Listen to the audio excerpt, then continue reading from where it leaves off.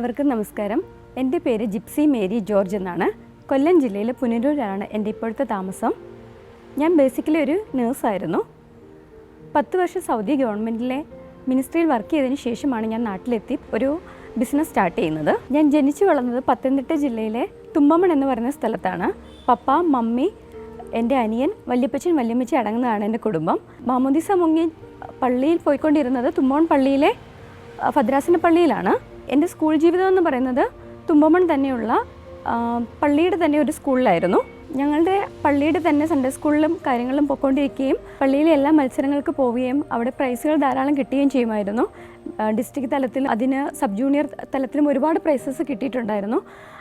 അവിടുത്തെ തന്നെ പള്ളിയിലെ സൺഡേ സ്കൂൾ അധ്യാപികയായിരുന്നു ഞാൻ. തുമ്പമൺ ഭദ്രാസന പള്ളിയുടെ ഗായക സംഘത്തിലുണ്ടായിരുന്നു. അതിനുശേഷമാണ് ഞാൻ നഴ്സിങ്ങിന് പോകുന്നത്.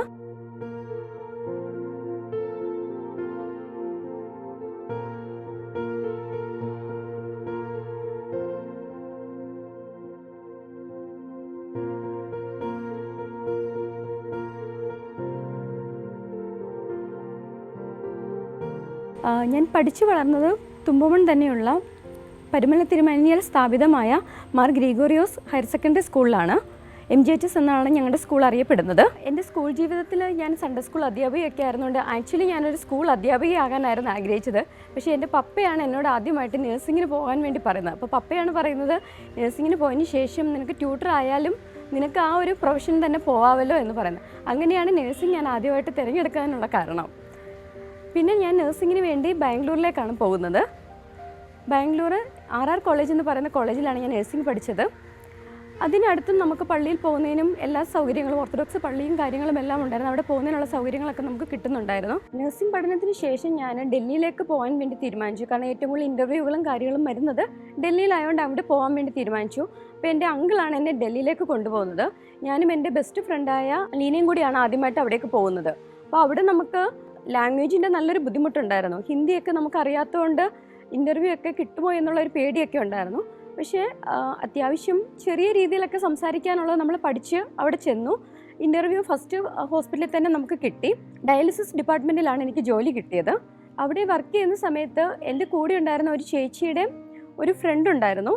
അപ്പോൾ ആ ചേച്ചി ഞങ്ങളെല്ലാവരുടെ പള്ളിയിൽ പോവുകയും എടുക്കുകയൊക്കെ ചെയ്യുമായിരുന്നു. അപ്പോൾ ചേച്ചി അവിടെ വെച്ച് എന്നോട് ഇങ്ങനെ പറഞ്ഞു. അപ്പോൾ ഏകദേശം ഞാൻ നിർത്തിപ്പോരാൻ തീരുമാനിക്കുന്ന ഒരു സമയത്ത്, ഏകദേശം 2 വർഷത്തെ എക്സ്പീരിയൻസ് ആയ സമയത്ത് നിർത്തിപ്പോരാൻ വേണ്ടി നാട്ടിൽ വന്ന് ഇനി ഏതെങ്കിലും ഇൻ്റർവ്യൂ അറ്റൻഡ് ചെയ്യാം എന്ന് തീരുമാനിക്കുന്ന സമയത്ത് യാദൃച്ഛികമായിട്ടൊരു അവരുടെ പള്ളിയിൽ ഒരു പിരിവും കാര്യങ്ങളൊക്കെ വന്നു. അപ്പോൾ ചേച്ചി എന്നോട് പറഞ്ഞു, നമ്മൾ ഈ ദശാംശവും കാര്യങ്ങളൊക്കെ കൊടുത്തു കഴിഞ്ഞാൽ നമുക്ക് കറക്റ്റായിട്ട് അതിന് ദൈവം പ്രതിഫലം തരുന്നു. അപ്പോൾ ഞാൻ പറഞ്ഞു, ഞാൻ എല്ലാ മാസവും കൊടുക്കുന്നുണ്ട് 1% വെച്ചത്. അപ്പോൾ ചേച്ചി പറഞ്ഞു, 1% നമ്മുടെ ദശാംശം എന്ന് പറയുന്നത് 10%, അത് നീ കൊടുത്തു നോക്കെന്ന് പറഞ്ഞു.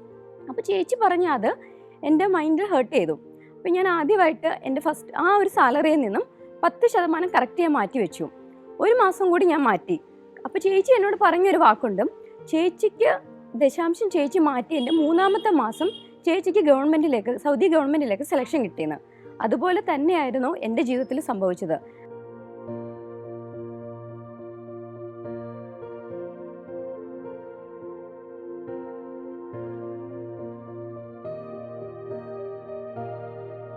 അങ്ങനെ ഞാൻ തീരുമാനിച്ച് കറക്റ്റ് ദശാംശം 2 മാസം മാറ്റി വെച്ചതിന് ശേഷം ഞാൻ എൻ്റെ റിസൈൻ ചെയ്ത് ഞാൻ നാട്ടിൽ വന്നു. നാട്ടിൽ വന്നിട്ട് അപ്പം പരുമലപ്പള്ളിയുമായിട്ട് ഞാൻ ഒരുപാട് അറ്റാച്ച്ഡ് ആണ്. കുഞ്ഞുനാളിൽ തൊട്ടേ പരുമല പദയാത്രയ്ക്ക് പോവുകയും പള്ളിയിൽ പോവുകയും പ്രാർത്ഥിക്കുകയും അങ്ങനെയൊക്കെ ചെയ്തതുകൊണ്ട് അപ്പം ഞാൻ വിചാരിച്ചു പരുമല പള്ളിയിലൊന്ന് പോയേക്കാമെന്ന് കരുതി പോയി. അവിടെ ഞാൻ നിൽക്കുന്ന സമയത്ത് യാദൃച്ഛ്യമായിട്ട് ഒരു ആൻറ്റി എൻ്റെ അടുത്തിരുന്ന് സംസാരിക്കുന്നുണ്ടായിരുന്നു. അപ്പോൾ എന്നോട് എൻ്റെ ആക്ച്വലി ഞാൻ കൊണ്ടുവന്ന ദശാംശം എൻ്റെ കയ്യിൽ ഇരിപ്പുണ്ട്. അത് പള്ളിയിൽ ഇട്ടിട്ട് പോകാൻ വേണ്ടി ഞാൻ വന്നത്. അപ്പോൾ ഒരു ആൻറ്റി എൻ്റെ അടുത്തിരുന്ന് ഇങ്ങനെ സംസാരിച്ചു. അപ്പോൾ ആ ആൻറ്റി എൻ്റെ അടുത്ത് പറയുന്നത്, മോളെ, എനിക്ക് മക്കളെ വളർത്താൻ നിവൃത്തിയില്ല, കുഞ്ഞുങ്ങൾക്ക് ബുക്ക് വാങ്ങിക്കാൻ വേണ്ടിയാണ് ഞാൻ വന്നതെന്നാണ്.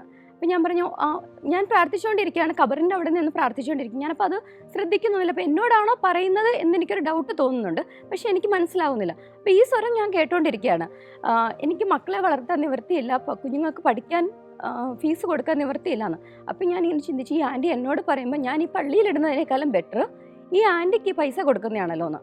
അപ്പോൾ അവിടെ നിന്ന് ഞാൻ എഴുന്നേറ്റ് ഉടൻ തന്നെ ആ പൈസ ആ ആൻറ്റിയുടെ കൈ കൊടുത്തിട്ട് പറഞ്ഞു, ആൻറ്റി എൻ്റെ കയ്യിൽ ഇത്രയേ ഉള്ളൂ, ഇത് ആൻറ്റി കൈ വെച്ചോ എന്ന് പറഞ്ഞ് ഞാൻ പള്ളിയുടെ മുറ്റത്തേക്ക് ഇറങ്ങി.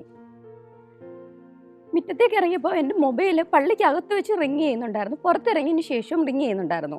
അപ്പം ഞാൻ ആ ബെല്ല് എടുത്തിട്ട് ആരാണെന്ന് വിളിച്ചു വെച്ചപ്പം പറയുന്നത് സൗദി ഗവൺമെൻറ്റിലേക്ക് ഒരു ഇൻ്റർവ്യൂ വരുന്നുണ്ട്, നിങ്ങൾക്ക് അറ്റൻഡ് ചെയ്യാൻ താല്പര്യമുണ്ടോ എന്നാണ്. അപ്പം ഞാൻ ആ കോൾ അറ്റൻഡ് ചെയ്തിട്ട് ഞാൻ പറഞ്ഞു അതെ, എനിക്ക് ഇൻ്റർവ്യൂ അറ്റൻഡ് ചെയ്യാൻ താല്പര്യമുണ്ട്. അപ്പം ഞാൻ ആ ഇൻ്റർവ്യൂ എനിക്ക് കോൾ കിട്ടിയ സമയത്ത് എനിക്ക് ഉറപ്പായി ഞാൻ പള്ളിയിൽ കൊടുക്കുന്നതിനേക്കാളും ഏറ്റവും വലിയ നിയോഗമായിരിക്കാം ആ ആൻറ്റിക്ക് കൊടുത്തതും. ആ ദശാംശം എന്ന് പറയുന്നത് കൊടുക്കുമ്പം നമുക്ക് ബൈബിളിൽ പറഞ്ഞിരിക്കുന്ന കണക്ക് നമ്മളുടെ സമ്പാദ്യത്തിൻ്റെ 10% കൊടുക്കുമ്പോൾ അതിനെ ദൈവം 10 ഇരട്ടിയായിട്ട് നമ്മൾക്ക് വർദ്ധിപ്പിക്കും എന്ന് പറയുന്നതിലേക്കുള്ള യഥാർത്ഥ ഒരിതാണെന്ന് എനിക്ക് അന്നാണ് ഉറപ്പായത്. അങ്ങനെ ഞാൻ ആ ഇൻ്റർവ്യൂവിന് പോവുകയും അവിടെ ഡയാലിസിസ് ഡിപ്പാർട്ട്മെൻറ്റിൻ്റെ തന്നെ ഇൻ്റർവ്യൂ ആണ് ഞാൻ സെലക്ഷൻ വേണ്ടി പോയത്. ഒരുപാട് പേര് അന്ന് ഇൻ്റർവ്യൂവിനുണ്ടായിരുന്നു. പക്ഷേ അവരാദ്യം തന്നെ ഇൻ്റർവ്യൂ കഴിഞ്ഞ് ഒറ്റ ഒരാളോട് മാത്രമാണ് നിങ്ങൾ സെലക്ഷൻ ആയി എന്ന് പറഞ്ഞിട്ട് എഗ്രിമെൻ്റ് സൈൻ ചെയ്യാൻ തന്നത്. അതാകെ എനിക്ക് മാത്രമാണ്. ബാക്കി മൊത്തം പേരോട് ഇൻ്റർവ്യൂ കഴിഞ്ഞിട്ട് അവർ അവിടെ ഇരുത്തിയതിന് ശേഷം ഞങ്ങൾ ഇതിൽ നിന്നും കുറച്ച് പേരെ സെലക്ഷൻ ചെയ്യാമെന്ന് മാത്രമാണ് പറഞ്ഞത്. പക്ഷേ ആദ്യം തന്നെ അവരെനിക്ക് സെലക്ഷൻ ആക്കുകയും എഗ്രിമെൻ്റ് സൈൻ ചെയ്യാൻ പറയുകയും ചെയ്തു. ഞാൻ സൈൻ ചെയ്ത് പുറത്ത് പോന്നു. അപ്പം പക്ഷേ ഞാൻ അറിഞ്ഞിരുന്നു ഉടൻ തന്നെ സൗദിയുടെ ഒരു മിനിസ്ട്രി ഇൻ്റർവ്യൂ വരുന്നുണ്ടെന്ന്. അപ്പോൾ ഞാൻ വിചാരിച്ചു ഇത് രണ്ടിൽ ഏറ്റവും ബെറ്റർ ഏതാണോ സാലറി അതിന് പോകാമെന്ന്. അങ്ങനെ ഞാൻ ഡിഫൻസിൻ്റെ ഒരിക്കലും എൻ്റെ പേപ്പേഴ്സ് സെൻഡ് നിങ്ങൾ ചെയ്യരുത്, ഇത് നിങ്ങൾ ഹോൾഡ് ചെയ്ത് വെക്കണം, പക്ഷേ ഇൻ കേസ് എനിക്ക് മിനിസ്ട്രി കിട്ടിയില്ലെങ്കിൽ എനിക്ക് ഡിഫൻസ് വേണം, ഡിഫൻസ് മിനിസ്ട്രിയാണ് കിട്ടുന്നതെന്നുണ്ടെങ്കിൽ അതിനെനിക്ക് പോകണമെന്ന് ഞാൻ തീരുമാനിച്ചു. അപ്പോൾ അവരോടത് പറയുകയും ചെയ്തു. അവർ പറഞ്ഞു ഓക്കെ, നമുക്ക് അടുത്ത ഇൻ്റർവ്യൂ നോക്കാം, അതിന് കിട്ടുവാണെങ്കിൽ അതിന് തന്നെ പൊയ്ക്കോളാൻ പറഞ്ഞു. അപ്പോൾ അതിനുശേഷം ഞാൻ ഡൽഹി പോയി സൗദി മിനിസ്ട്രിയുടെ ഇൻ്റർവ്യൂ അറ്റൻഡ് ചെയ്തു. ഇൻ്റർവ്യൂ അതിനും എനിക്ക് തന്നെ സെലക്ഷൻ കിട്ടി. അപ്പം എനിക്ക് നോക്കിയപ്പോൾ ബെറ്റർ സാലറി ആയിട്ടുള്ളത് ഡിഫൻസിനേക്കാളും മിനിസ്ട്രി ആയിരുന്നു. അങ്ങനെ ഞാൻ മിനിസ്ട്രി ചൂസ് ചെയ്യുകയും സൗദി മിനിസ്ട്രിയിലേക്ക് പോകാൻ തീരുമാനിക്കുകയും ചെയ്തു. ഇൻ്റർവ്യൂവിന് നന്നായിട്ട് പ്രിപ്പയർ ചെയ്താണ് പോയത്. എപ്പോഴും ഞാൻ ഏതൊരു പരീക്ഷയ്ക്ക് പോകുമ്പോഴും കുഞ്ഞുനാളെ തൊട്ടേ പ്രാർത്ഥിക്കുന്ന ഉണ്ട്, ഞാൻ പഠിച്ചത് മാത്രമായിരിക്കണേ വരുന്നതെന്നൊരു പ്രാർത്ഥന ചൊല്ലിക്കൊണ്ട് പോകും. അതെനിക്ക് പ്രാർത്ഥിക്കാൻ കാരണമെന്ന് വെച്ച് കഴിഞ്ഞാൽ എന്നെ ട്യൂഷൻ പഠിപ്പിച്ച എൻ്റെ കസിൻ ചേച്ചി. അപ്പോൾ ചേച്ചി എന്നോട് എപ്പോഴും പറയും നമ്മൾ പരീക്ഷയ്ക്ക് പോകുമ്പം ഞാൻ പഠിച്ചത് മാത്രമായിരിക്കണേ വരുന്നതെന്ന് നീ പ്രാർത്ഥിച്ചിട്ട് പോകണം. അപ്പം ഞാൻ പറയും ചേച്ചി അവിടെ ഓൾറെഡി ക്വസ്റ്റ്യൻ പേപ്പർ അടിച്ചു വെച്ചിരിക്കുക, ഞാൻ പഠിച്ചത് മാത്രമായിരിക്കണേ വന്നതെന്ന് നമ്മൾ പറയുന്നതിൽ എന്താ കാര്യമെന്ന്. അപ്പോൾ എന്നോട് പറയും ചിലപ്പോൾ നമ്മൾ ലാസ്റ്റ് മൊമെൻറ്റ് നിൻ്റെ ഒരു കൂട്ടുകാരി ആയിരിക്കും നിന്നോട് ചോദിക്കുന്നത് ഇത് നീ പഠിച്ചോന്ന്. അപ്പം ചിലപ്പോൾ നിനക്ക് അതൊന്ന് വായിച്ച് നോക്കാൻ തോന്നും. അപ്പോൾ ആ ഒരു ക്വസ്റ്റ്യൻ ചിലപ്പോൾ നിനക്ക് ഹോളിൽ കയറുമ്പോൾ കാണുമെന്ന്. ആ ഒരു ഇത് ചേച്ചി 10ാം ക്ലാസ്സിൽ എന്നോട് പറഞ്ഞ ആ ഒരു ഇത് എൻ്റെ ലൈഫിൽ ഏതൊക്കെ എക്സാമിന് പോയിട്ടുണ്ടോ അവിടെ എല്ലാം ഉണ്ടായിട്ടുണ്ട്.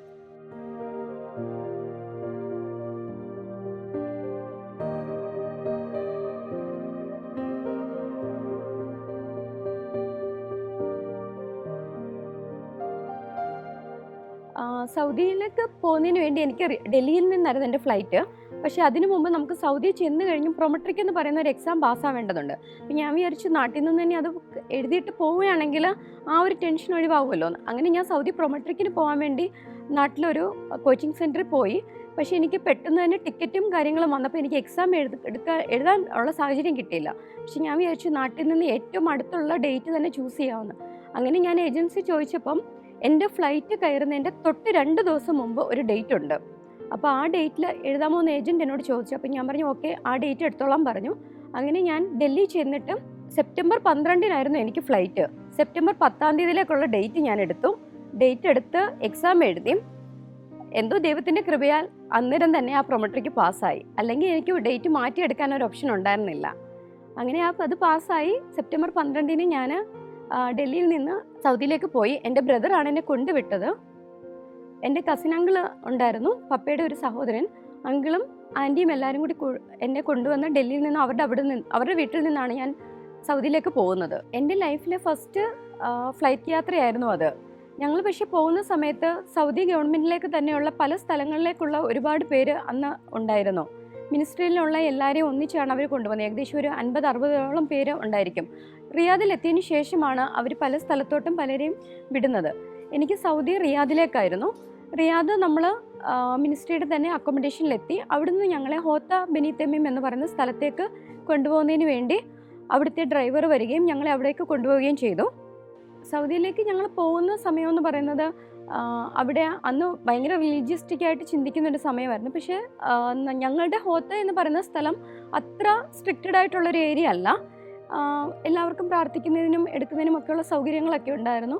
ഹോസ്റ്റലിലൊക്കെ എല്ലാവരും അവരുടേതായ പ്രാർത്ഥനകൾ നടത്തുന്നുണ്ടായിരുന്നു. ചെറിയ പ്രാർത്ഥനാ ഗ്രൂപ്പുകളൊക്കെ ഉണ്ടായിരുന്നു. അങ്ങനെയുള്ള റെസ്ട്രിക്ഷൻസ് ഒന്നും വലിയ രീതിയിൽ നമ്മുടെ ഹോസ്റ്റലിൽ അഫക്റ്റ് ചെയ്തിട്ടുണ്ടായിരുന്നു. എല്ലാ രാജ്യക്കാരും ഉണ്ടായിരുന്നു, ഫിലിപ്പീൻസും ബംഗ്ലാദേശിയും എല്ലാവരും ഉണ്ടായിരുന്നു. പക്ഷേ എല്ലാവരും അവരുടേതായ രീതിയിലുള്ള കാര്യങ്ങൾ, റിലീജിയസ് കാര്യങ്ങളെല്ലാം തന്നെ ചെയ്യുന്നുണ്ടായിരുന്നു. പലരും പറയാറുണ്ട് ഒത്തിരി റെസ്ട്രിക്റ്റഡ് ആണ് സൗദിയിൽ ബൈബിൾ കൊണ്ടുപോകുന്നതിനൊക്കെ. നമുക്ക് അത്ര വലിയ ബുദ്ധിമുട്ടൊന്നും ഫീൽ ചെയ്തിട്ടില്ല. എല്ലാവർക്കും അവരവരുടെ മതപരമായ കാര്യങ്ങൾ ചെയ്യുന്നതിനുള്ള എല്ലാ സ്വാതന്ത്ര്യവും അവിടെ ഉണ്ടായിരുന്നു. നമ്മളുടെ ഹോസ്പിറ്റലിലുള്ള പേഷ്യൻസ് ആയാലും നമ്മളോട് അതേ രീതിയിലൊക്കെ തന്നെയാണ്. അവരവരുടേതായ മതം, അവരുടെ വിശ്വാസം അതേ രീതിയിൽ ഉള്ള രീതിയായിരുന്നു നമ്മളോട് പേഷ്യൻസ് ആണെങ്കിലും കാണിക്കുന്നത്. ഏകദേശം 2 വർഷത്തോളം സൗദിയിൽ നിൽക്കുമ്പോഴാണ് ഞങ്ങളുടെ വിവാഹം നടക്കുന്നത്. ഞങ്ങളുടെ വിവാഹ സമയത്ത് ഹസ്ബൻഡ് ഒമാനിലും ഞാൻ സൗദിയിലുമായിരുന്നു. ആക്ച്വലി ഞങ്ങൾ തമ്മിൽ കാണുന്നത് കല്യാണത്തിന് 2 ദിവസം മുമ്പ് മാത്രമാണ്. പപ്പയും മമ്മിയും മാത്രമാണ് ഞങ്ങളെ കണ്ടിട്ടുള്ളത് അങ്ങോട്ടും ഇങ്ങോട്ടും. പിന്നെ ആകെ 19 ദിവസത്തെ ലീവിനാണ് ഞാൻ നാട്ടിലെത്തുന്നത്. കല്യാണം കഴിഞ്ഞ് ഞാൻ സൗദിയിലേക്കും ഹസ്ബൻഡ് ഒമാനിലേക്കും പോയി.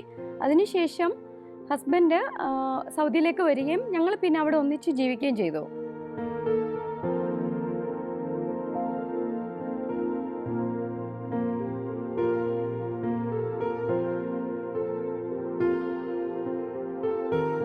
ഡയാലിസിസ് ഡിപ്പാർട്ട്മെൻറ്റിൽ വർക്ക് ചെയ്യുന്ന സമയത്താണ് ഞാൻ ആദ്യം മോളെ പ്രഗ്നൻ്റ് ആവുന്നത്. ഡ്യൂട്ടി നല്ല ടഫായിരുന്നു. പക്ഷേ എൻ്റെ കൂടെ ഉണ്ടായിരുന്ന എല്ലാവരും ഒരുപാട് ഹെൽപ്ഫുള്ളായിരുന്നു. പേഷ്യൻസ് ആണെങ്കിലും ഒരുപാട് കോപ്പറേറ്റീവ് ആയിരുന്നു. പക്ഷെ നമുക്ക് ഡയാലിസിസിലായതുകൊണ്ട് ഓൺ കോൾ ഡ്യൂട്ടിയും കാര്യങ്ങളും ഉണ്ടാകും. എമർജൻസി ആയിട്ട് പേഷ്യൻസ് വന്നു കഴിഞ്ഞാൽ ഈവൻ പ്രഗ്നൻ്റ് ആണെങ്കിലും നമ്മൾ ഓൺ കോൾ ഡ്യൂട്ടിക്ക് പോകണം. ഈവൻ രാത്രി ആണെങ്കിലും ഏതായാലും 2 സ്റ്റാഫിനെ വെച്ച് അവർ ഓൺ കോൾ ഡ്യൂട്ടിക്ക് നമുക്കിടും.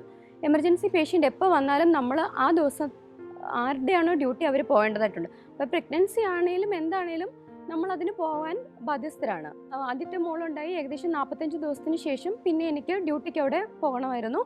മെറ്റേണിറ്റി ലീവ് 45 ദിവസമേ നമുക്ക് ആ സമയത്ത് ഉണ്ടായിരുന്നുള്ളൂ. 46ാമത്തെ ദിവസം തൊട്ട് ഞാൻ ഡ്യൂട്ടിക്ക് പോവുകയും പിന്നെ ഞങ്ങൾ നാട്ടിൽ വന്ന് കുഞ്ഞിൻ്റെ മാമോദീസയൊക്കെ കഴിഞ്ഞതിന് ശേഷം ഞങ്ങൾ 2 പേരും പിന്നെ സൗദിയിൽ റിയാദിൽ ഒന്നിച്ച് തന്നെ വർക്ക് ചെയ്തുകൊണ്ട് പോകാൻ തുടങ്ങി. അപ്പം ഒന്നീ ഹസ്ബൻഡ് മോളെ കൊണ്ടുപോയി ഡേ കെയറിലാക്കും, അല്ലെങ്കിൽ ഞാൻ കൊണ്ടുപോയി ഡേ കെയറിലാക്കും. അങ്ങനെ ഞങ്ങൾ 2 പേരും ഡ്യൂട്ടി അഡ്ജസ്റ്റ് ചെയ്ത് മോളുമായിട്ട് ഏകദേശം 4 വർഷത്തോളം അങ്ങനെ നിന്നു. അങ്ങനെ എനിക്ക് 4 വർഷം ആവാറായപ്പോഴത്തേക്കും 2ാമത്തെ മോളുണ്ടായി. കോവിഡിൻ്റെ എക്സാക്ട്ലി കർഫ്യൂ എന്ന് പറയുന്ന ഇത് തുടങ്ങുന്ന ദിവസമാണ് ഞങ്ങളുടെ ഇളയ മകൾ ജനിക്കുന്നത് തന്നെ. 7 മണിക്ക് മുമ്പ് എല്ലാവരും പുറത്ത് പോകുന്നവരെല്ലാം കയറണം, അങ്ങനെയൊക്കെയുള്ള സ്ട്രിക്റ്റ് ആയിട്ടുള്ള ഏറ്റവും കൂടുതൽ ഈ കോവിഡിൻ്റെ റൂൾസ് കൊണ്ടുവന്ന ഒരു രാജ്യമായിരുന്നല്ലോ സൗദി എന്ന് പറയുന്നത്. അത്രയ്ക്ക് സ്ട്രിക്റ്റ് ആയിട്ടുള്ള റൂൾ ഉണ്ടാവുന്ന ആ ഒരു ദിവസമാണ് മാർച്ച് 23-നാണ് മോള് ജനിക്കുന്നത്. അന്ന് തൊട്ട് അവിടെ കർഫ്യൂ സ്റ്റാർട്ട് ചെയ്തു, ലോക്ക്ഡൗൺ അങ്ങനെയുള്ള കാര്യങ്ങളെല്ലാം റെസ്ട്രിക്ഷൻസ് എല്ലാം സ്റ്റാർട്ട് ചെയ്തു. പിന്നെ 75 ദിവസത്തെ മെറ്റേണിറ്റി ആ സമയത്തുണ്ടായിരുന്നു. കോവിഡിൻ്റെ ആ ലോക്ക്ഡൗൺ സമയത്ത് നമുക്കവിടെ എല്ലാ കാര്യങ്ങൾക്കും നല്ല ബുദ്ധിമുട്ടാണ്. ഇപ്പം മോളുടെ ബർത്ത് സർട്ടിഫിക്കറ്റ് ഉണ്ടാക്കണം, പാസ്പോർട്ട് ഉണ്ടാക്കണം, അങ്ങനെയുള്ള എല്ലാ കാര്യങ്ങൾക്കും നമുക്ക് വളരെയധികം ബുദ്ധിമുട്ടായിരുന്നു. അങ്ങനെയാണ് നമ്മൾ ഓൺലൈനായിട്ട് നമ്മൾ തന്നെ പാസ്പോർട്ട് അപ്ലൈ ചെയ്യാമെന്ന് പോലും ചിന്തിക്കുന്നതും അങ്ങനെ അപ്ലൈ ചെയ്ത് നോക്കുന്നതും. പിന്നീട് നമ്മൾ 75 ദിവസത്തെ മെറ്റേണിറ്റിക്ക് ശേഷം എനിക്ക് ഡ്യൂട്ടിക്ക് പോകണമായിരുന്നു.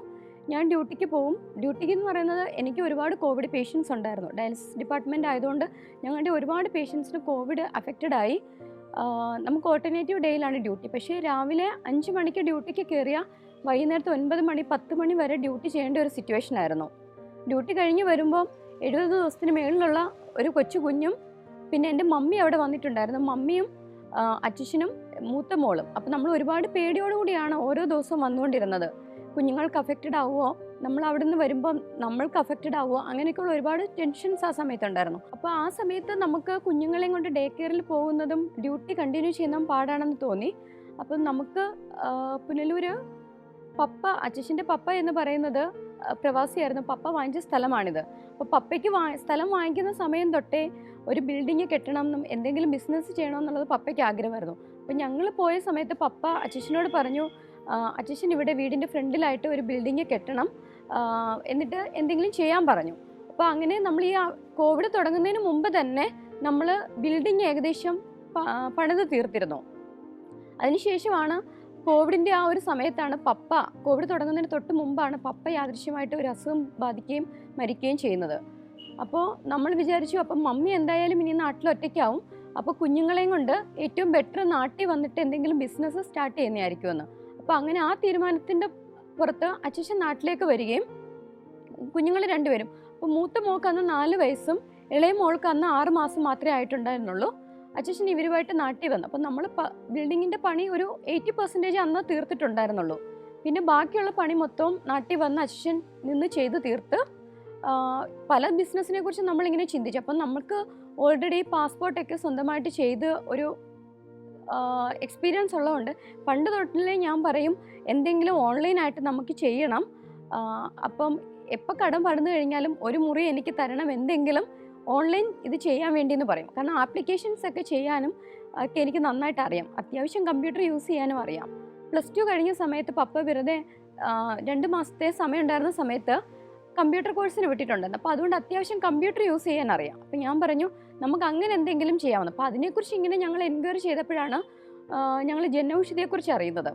ജനൌഷധി ഞങ്ങൾ നോക്കിയപ്പം മെഡിസിൻസിനെ കുറിച്ചൊക്കെ അത്യാവശ്യം എനിക്കറിയാം. അപ്പോൾ നമുക്ക് നാട്ടിൽ വന്നു കഴിഞ്ഞാലും നമുക്ക് ചെയ്താൽ ബെറ്റർ ആയിട്ടുള്ളത് ഒരെണ്ണമാണ് എന്ന് നമുക്ക് അങ്ങനെ തോന്നി.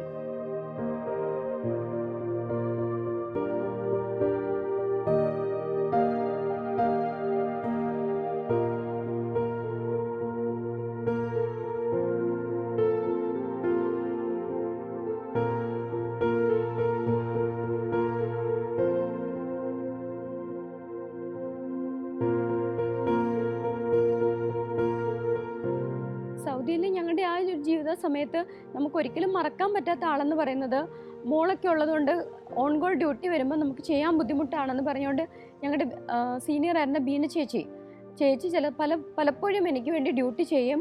ഒരുപാട് കാര്യങ്ങൾ ചേച്ചി എന്നെ ഹെൽപ്പ് ചെയ്യുകയൊക്കെ ചെയ്യും. അപ്പോൾ മോളൊക്കെ ഹോസ്പിറ്റലിൽ അഡ്മിറ്റ് ആവുന്ന സമയത്തൊക്കെ നമ്മുടെ കൂട്ടത്തിൽ നിന്ന് ഒരു വീട്ടിലൊരമ്മ നമുക്ക് നോക്കുന്ന പോണൊക്കെ തന്നെയാണ് ചേച്ചി നമ്മളെ നോക്കിയിട്ടുള്ളതും.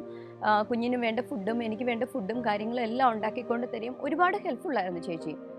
പിന്നെ നമ്മുടെ കൂട്ടത്തിൽ ഡിപ്പാർട്ട്മെൻറ്റിലുണ്ടായിരുന്ന എല്ലാവരും കോപ്പറേറ്റീവ് ആയിരുന്നു. പിന്നെ എൻ്റെ ഒരു നല്ലൊരു പേഷ്യൻ്റാണ്, ഒരു കൊച്ചു പെൺകുട്ടിയാണ്. അവൾ ഏകദേശം ഒരു 21 വയസ്സേ ആയിട്ടുള്ളൂ. അപ്പോൾ മോളുണ്ടാവുന്നതിന് മുമ്പൊക്കെ മോൾക്ക് വേണ്ടി ഏറ്റവും ഒരു കുഞ്ഞു ഉടുപ്പ് തൊട്ട് എത്രത്തോളം ഡ്രസ്സ് വാങ്ങിച്ചുകൊണ്ട് വരും അത് മൊത്തം പ്രഗ്നൻസി ആയിരുന്നപ്പം അവരുടെ അമ്മയും കൂടെ വരും, ഡയാലിസിസിന് ഓരോ പ്രാവശ്യവും വരും. അപ്പോൾ ആ അമ്മ പറഞ്ഞു മോളുടെ ഡെലിവറി ആവാറായല്ലോ എന്ന് പറഞ്ഞുകൊണ്ട് നമുക്ക് കുഞ്ഞിന് വേണ്ട എല്ലാ ഡ്രസ്സസും വാങ്ങിച്ച് എല്ലാം കൊണ്ടുവന്നു. അപ്പോൾ നമ്മുടെ നാട്ടിലെന്ന് പറയുമ്പോൾ ഡെലിവറിക്ക് മുമ്പ് ഒന്നും വാങ്ങിക്കാൻ പാടില്ലെന്നുള്ളതാണ്, കുഞ്ഞുണ്ടായതിന് ശേഷമേ വാങ്ങിക്കാൻ പറ്റും. അപ്പം നമ്മളും ആ ഒരു രീതിയാണ്. പക്ഷേ ആ അമ്മ മോൾക്ക് വേണ്ടി എന്ന് പറഞ്ഞുകൊണ്ട് അവിടെ എന്ന് പറയുമ്പോൾ നമുക്ക് ഡെലിവറി ആവുന്നതിന് മുമ്പേ പെൺകുട്ടിയാണോ ആൺകുട്ടിയാണോ എന്നുള്ളത് പറയില്ല. അപ്പോൾ മോളാണെന്നുള്ളത് ഓൾറെഡി നമുക്കറിയായിരുന്നു മൂത്ത മോളുടെ സമയത്ത്. അപ്പോൾ ആ അമ്മ എല്ലാ കുഞ്ഞിന് വേണ്ട ഡ്രസ്സ് കളിപ്പാട്ട സഹിതം വാങ്ങിച്ചൊരു വലിയ കിറ്റായിട്ട് എൻ്റെ കൈ കൊണ്ടു തന്നു. അതേ രീതി തന്നെയാണ് രണ്ടാമത്തെ മോളെ പ്രഗ്നൻ്റ് ആയിരുന്ന സമയത്തും ആ അമ്മ മൂത്ത മോക്കും ഇളയ മോക്കും എല്ലാം ഉള്ള എല്ലാ സാധനങ്ങളും വാങ്ങിച്ച് കൊണ്ടുതരിക. അവരുടെ 4 വയസ്സ് വരെയുള്ള എല്ലാ ബർത്ത്ഡേക്കും, ആക്ച്വലി മൂത്ത മോള് ജനിക്കുന്നത് സൗദിയിലെ ഹജ്ജ് ഡേയിലാണ്. അപ്പോൾ അവരെ സംബന്ധിച്ചിടത്തോളം അവരുടെ പ്രധാനമുള്ള ദിവസമുണ്ട്, അവരതൊരിക്കലും മറക്കില്ല. അപ്പം മലാക്കിയുടെ ഈദ് മിലാദ് മലാക്കി എന്നാണ് മോളുടെ പേര്. അത് ആ പേരെന്ന് പറയുന്നത് മാലാഹ എന്നുള്ള മീനിങ്ങിലാണ്, ബൈബിളിലെ പേരാണ് നമ്മൾ ഇട്ടിരിക്കുന്നത്. അപ്പോൾ അവർക്കും ഏഞ്ചൽ എന്നുള്ള മീനിങ് തന്നെയാണ്. ഖുറാനിലാണേലും ഏഞ്ചൽ എന്നുള്ള മീനിങ് മലാക്കി എന്നുള്ള വാക്കിന്. അപ്പോൾ അവർക്ക് ഈ മലാക്കി എന്നുള്ള പേരും എല്ലാ പേഷ്യൻസിനും ഫെമിലിയർ ആണ്. കാരണം മോളെ ചില സമയത്ത് ഡ്യൂട്ടിക്ക് പോകുമ്പോൾ നമ്മൾ അവിടെ കൊണ്ടുപോയി എടുക്കുകയൊക്കെ ചെയ്യുന്നുണ്ട്. പേഷ്യൻസിന് അവളെ നന്നായിട്ട് അറിയാം, അവരുടെ പേര് ഫെമിലിയർ ആണ്. കാരണം അവരുടെ മൈൻഡിൽ നിന്ന് ഒരിക്കലും പോവാത്തൊരു പേരാണ് മലാക്ക് എന്ന് പറയുന്നത്. അവരുടെ ലാംഗ്വേജിൽ അത് മലാക്ക് എന്ന് പറയും, നമ്മളത് മലാക്കി എന്ന്, ബൈബിളിലെ പുസ്തകത്തിൻ്റെ പേര് മലാക്കി എന്നായതുകൊണ്ട് നമ്മൾ മലാക്കി എന്നിട്ടും. അപ്പോൾ ഈ പേഷ്യൻസിനൊക്കെ ആയാലും നമ്മളോട് വലിയ കാര്യമായിരുന്നു, മോളോടായാലും എല്ലാ കാര്യമായിരുന്നു. മോളുടെ ബർത്ത്ഡേ ഒക്കെ കൃത്യമായിട്ട് ഓർത്തിരുന്ന് അവൾക്ക് ചെറിയ ചെറിയ ഗിഫ്റ്റുകളാണേലും എല്ലാം കൊണ്ട് കൊടുക്കുകയും ഒക്കെ ചെയ്യുമായിരുന്നു. ഓരോ ബർത്ത്ഡേയും മലാക്കിയുടെ ഈദ് മിലാദ് ആവാറായി, ഹജ്ജ് ആണല്ലോ എന്ന് പറഞ്ഞ് അവളുടെ ബർത്ത്ഡേ ദിവസം ഓർത്ത് വെച്ച് അവൾക്ക് ഗിഫ്റ്റുകളും കാര്യങ്ങളും ഒക്കെ കൊണ്ട് കൊടുക്കുകയും ഒക്കെ ചെയ്യുമായിരുന്നു. പിന്നെ നമുക്കവിടെ കോവിഡ് വന്നിട്ടും ഒരിക്കൽ പോലും എനിക്കോ അല്ലെ മക്കൾക്കോ കോവിഡ് പോസിറ്റീവ് ആവുന്ന ഒരു സിറ്റുവേഷൻ ഉണ്ടായിട്ടില്ലായിരുന്നു. അത് ദൈവത്തിൻ്റെ ഏറ്റവും വലിയൊരു അനുഗ്രഹമാണ്. ഞങ്ങളുടെ പല സ്റ്റാഫിനും കോവിഡ് പോസിറ്റീവ് ആവുകയൊക്കെ ഉണ്ടായിട്ടും ഞങ്ങൾക്ക് ആ ഒരു സമയത്ത് വീട്ടിൽ ആർക്കും തന്നെയോ ഉണ്ടായിട്ടില്ല.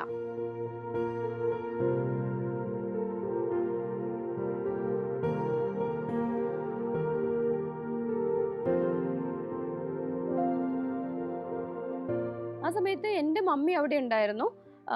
മമ്മി നന്നായിട്ട് പ്രാർത്ഥിക്കുന്ന ഒരാളായിരുന്നു.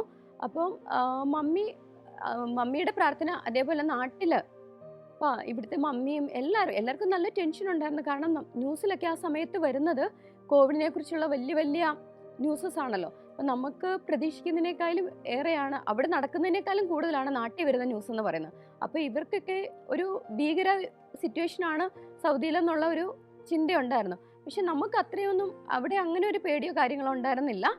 നമുക്ക് ഹോസ്പിറ്റലിനകത്ത് നമുക്ക് അങ്ങനെ ഒരു സിറ്റുവേഷൻ ഇല്ല. എല്ലാം സ്റ്റെറൈലായിട്ട് നല്ല രീതിയിൽ നമ്മൾ ചെയ്യുന്നതുകൊണ്ട് നമുക്ക് അഫക്റ്റീവ് ആവുന്നില്ല. പിന്നെ ദൈവത്തിൻ്റെ ഏറ്റവും വലിയൊരു കൃപയിൽ ആർക്കും തന്നെ അഫക്റ്റ് ആവാതെ നമ്മൾ പോയി.